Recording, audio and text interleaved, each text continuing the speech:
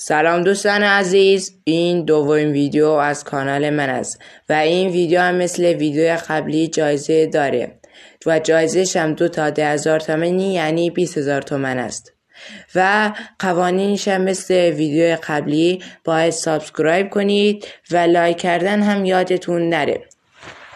خب ما در این ویدیو برنده قبلی یعنی کسی که بیشترین کامنت را گذاشته باشد مشخص میکنیم و 10,000 تومان را به او میدهیم. خب باید اولین کاری که کنیم این ویدیو خب لینکش رو کپی کنیم. خب کپی کردن و میایم بیرون. خب این عبارت رو سرچ میکنیم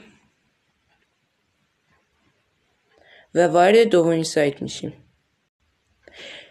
دوستان باید بهتون بگم که این سایت هیچ گونه کلکی نداره و همه کامنت ها را به درستی بررسی میکنه. خب وای میسیم تا بیاره. خب سایت باز شد و ما اینجا لینک ویدیو رو میگذاریم.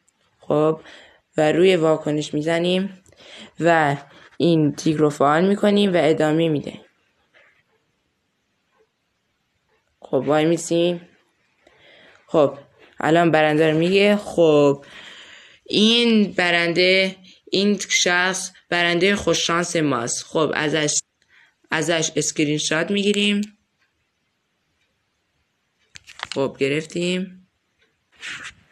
خب دوستان من رفتم تو کامنت ها گشتم و این شخص برنده خوششانس ما بود که ما باید 10,000 تومان به حساب این شخص واریز کنیم. دوستان ما رفتیم بررسی کردیم و فهمیدیم این شخص ما رو دنبال کرده بود و لایک هم گذاشته بود و این شماره کارت شخصه که ما 3 رقمش رو 3 شمارش رو حذف کردیم.